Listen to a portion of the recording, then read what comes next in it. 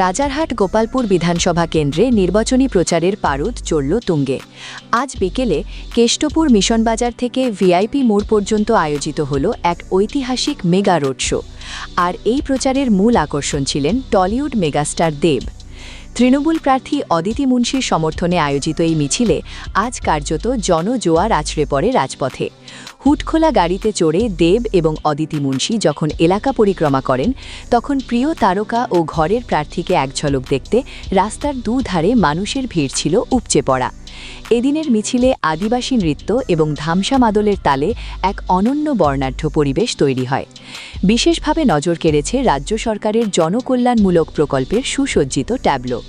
লক্ষ্মীর ভাণ্ডার থেকে শুরু করে সবুজ সাথীর সাইকেল সবই নিপুণভাবে ফুটিয়ে তোলা হয়েছিল এই পদযাত্রায়। দেখতে থাকুন বেঙ্গল নিউজ টিভি।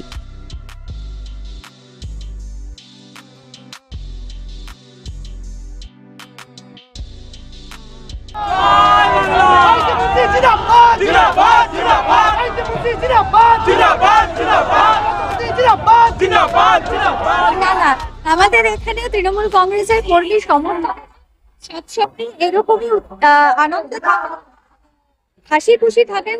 বিধানসভার মানুষ জানেন যে মাথার উপর মমতা বন্দ্যোপাধ্যায় আছেন এবং এই এত অঞ্চলে রাজারহাট গোপালপুর বিধানসভাতে যে পরিমাণ কাজ আমাদের সরকারের সাহায্য নিয়ে আমরা করতে পেরেছি, তার জন্য সত্যি মানুষ উন্নয়ন তো কানে বিশ্বাস তারা চোখে দেখতে পাচ্ছে।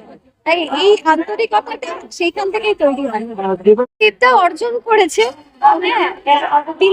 তিনি এটা ডিজার্ভ করেন, তিনি এটা অর্জন করেছেন, মানুষের ভালোবাসাটা অর্জন করেছেন।